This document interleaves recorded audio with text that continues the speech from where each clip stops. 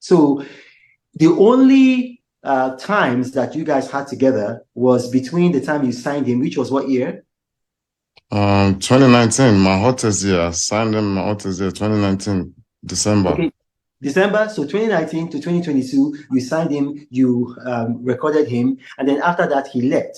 So you are not making money from his new music. Those accusations are not true, correct?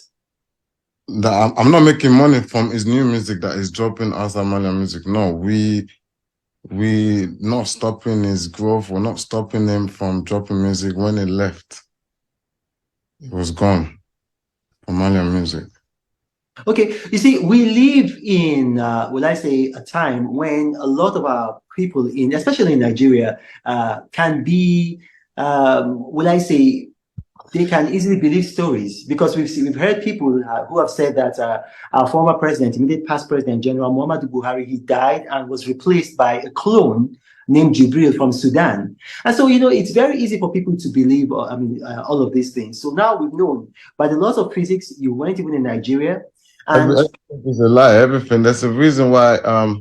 There's a reason why a lot of people probably trying to blame me for their own reason. I don't know why, but everybody can see it's a lie. Like something happened to him on the day he was out. Why there people are trying to cover up some things? Like I no, said, no. So, Aziz, you cannot say that everybody knows it's a lie. A lot of people are blaming you. In case you don't know, you've lost hundreds of thousands of followers on Instagram. So we need to clear the air. We need yeah, to clear the air with that the truth. that's true. That the losing followers is not like anything to me right now. Like Mohbad is late. It's not here anymore. That's a lot. That's more than I'd rather lose all my followers and have him here. You understand? My followers is not is that's very small thing in this situation. It's very, very small. That's But admirable. to clear the hair is really, really important. And I believe the Nigerian police are doing their job. I mean, the government agency, they're doing their job, and the truth is gonna come out. One thing has already come out. When you say the truth is going to come out, I mean, we've already begun to I see mean, some truth coming. the whole Yeah. truth is gonna come out. Yeah, no, but we've already began to see some truth coming out. The hospital, or I mean, I don't know if you could call it a hospital, let's say the clinic or the medical facility that he was taken to, they said that he was brought in dead on arrival. But we do know that one of the young men around him, let's say essentially a groupie, had said that he spoke with him while he was at the clinic and that he talked with him and he took a photo with him. But then this actually contradicts the story from the medical facility that he was brought in dead. Another thing that we do know is that the auxiliary nurse who actually injected him has been repudiated by the Nursing Council of Nigeria, saying that she wasn't registered. Essentially, she was a quack. So we're beginning to see some of these things come to light, and I think in the coming days, the opinion of the public might change. My question to you, Aziz additional Fashola, is this.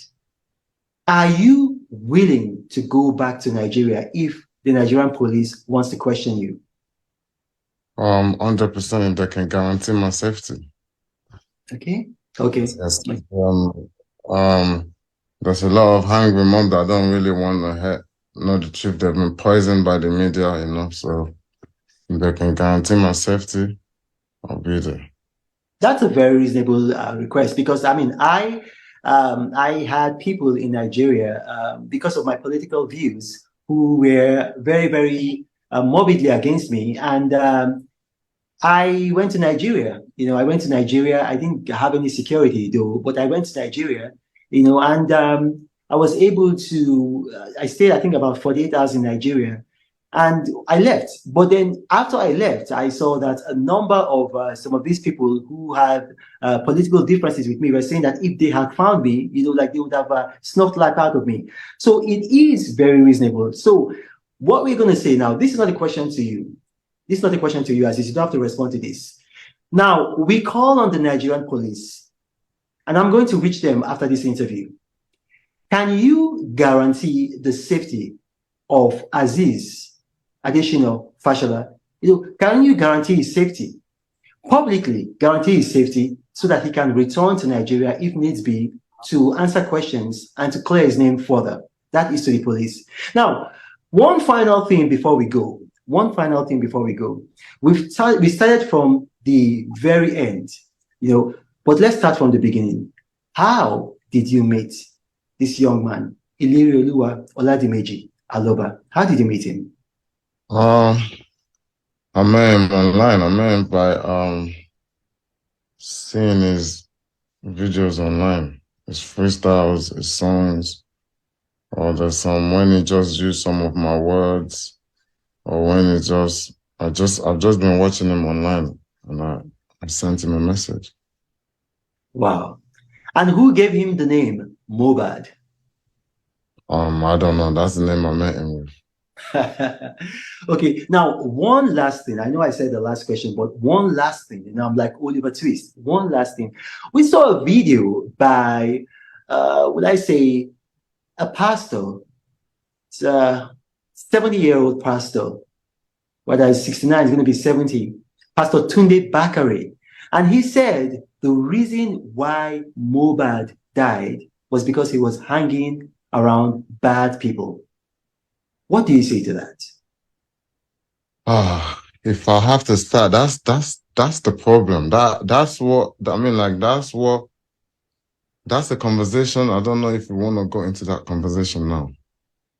But I personally believe that he was actually stressed as much. He needed help. I believe he's being bullied. I believe he's in whatever, there's people on his neck, there's people all over him that is in danger, but he's just not in danger from us. He's not in danger from me. If he's in danger from me, if anybody's scared of me, you will see nobody's gonna come out on videos doing all of this. I don't belong to any court whatsoever. I moved to Nigeria in like 2019 from England. I don't know what court is. Like, I've been getting away from the courts in Nigeria. I've been running away. There's so many times in this Lagos, I've been getting away from it. I'm actually anti-courts. I'm against it because of so many times they've tried to force me in it, but thank God they've never succeeded in doing it. So talking about that, I really think everybody that's acting like they're trying to help, they're not trying to help. I believe that they know a lot of things. People around them know a lot of things. I believe they know a lot of things because if they stop taking the conspiracy, if they stop directing the conspiracy my way, maybe people will see a lot of things. I do understand maybe you're surrounding himself with a lot of bad people, like a lot of cultists. And I can see from the way people are trying to cover up and the people that are coming up and the people that are sending money from the beginning and with the experience of what has happened around them. And I just hope the police will find out a lot of things, man. Well, we've been able to clear up a lot of issues, and I really thank you, Aziz Adesina Fashola, for talking to me.